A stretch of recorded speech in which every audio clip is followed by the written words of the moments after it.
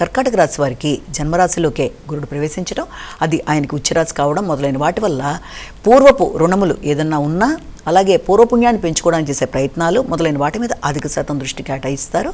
పూర్వపు రుణాలు పూర్తి చేయడం బట్టి మానసిక ప్రశాంతతని, తర్వాత మంచి సత్ఫలితాలు ఇచ్చే విధంగా పొందడానికి అవకాశం అనేది ఉంది.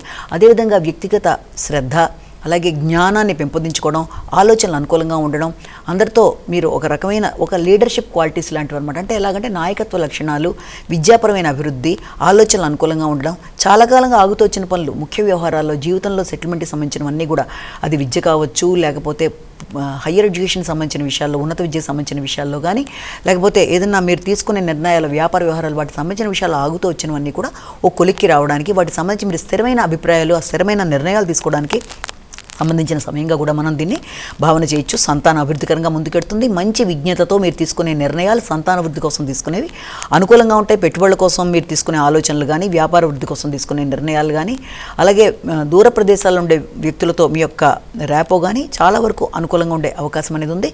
ఉన్నత విద్య, చక్కటి గురువుల లభ్యం అవ్వడం, అదేవిధంగా ఆధ్యాత్మిక ఆలోచనలు, వీటన్నిటికి సంబంధించి చాలా చక్కటి ఆలోచనలతో మీరు ముందుకు పడతారు. చాలా కాలంగా ఇబ్బంది పెడుతూ వస్తున్న ఆర్థిక వ్యవహారాలు, ఆగుతూ వచ్చిన విషయాలు మొదలైనవి చాలా అనుకూలంగా ఉండే అవకాశం లాంటిది కనబడుతుంది.